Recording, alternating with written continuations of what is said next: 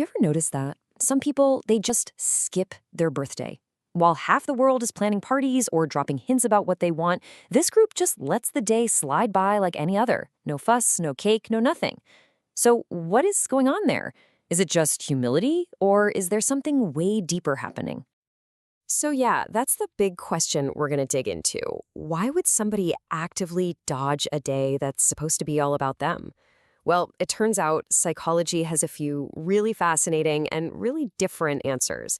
Let's break down three totally distinct profiles.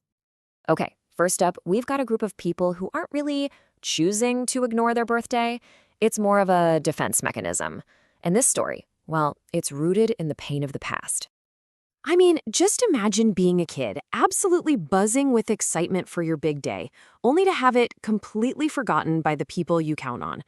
Or maybe you threw a party, you were so hopeful, and then almost nobody showed up. For this group, birthdays aren't connected to joy. They're actually triggers for old wounds.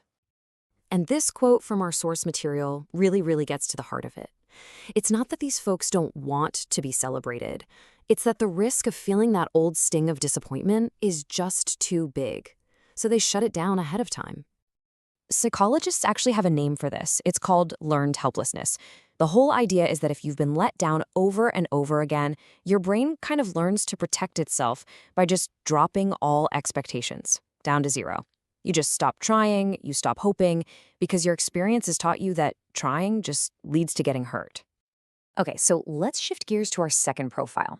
Because for this group, the reason has absolutely nothing to do with past trauma. It has everything to do with the crazy, relentless pressure of right now. That's right, celebration fatigue.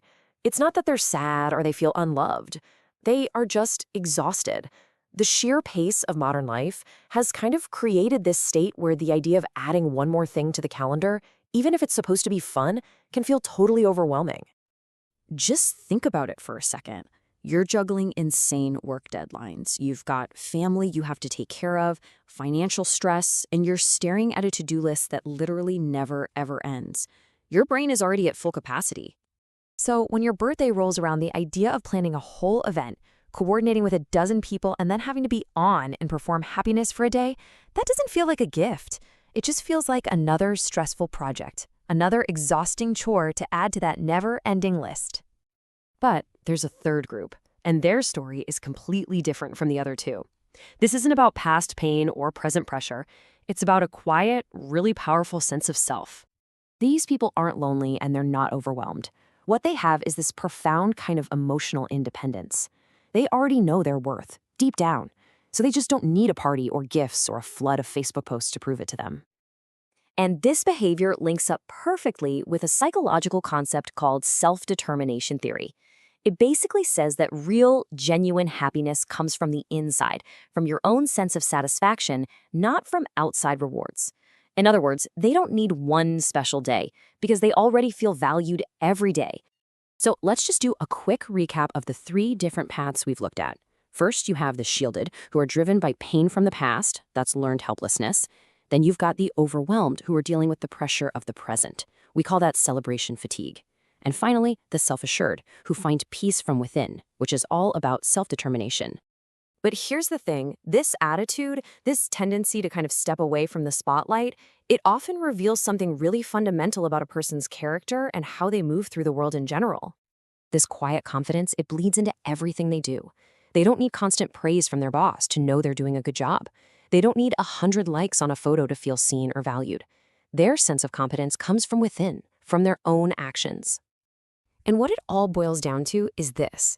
They've basically mastered the art of finding joy and meaning in the small, everyday stuff. They don't have to save up all their feelings of specialness for one single day of the year, because they're cultivating it all year long. So after looking at these three pretty different psychological portraits, it kind of brings the focus right back to us, doesn't it?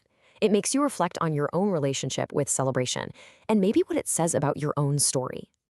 And that leaves us with this final, really powerful question to chew on. And look, there's no right or wrong answer here, but it is something worth thinking about. Do you need the external party to feel valued? Or is that value something you already carry inside you every single day?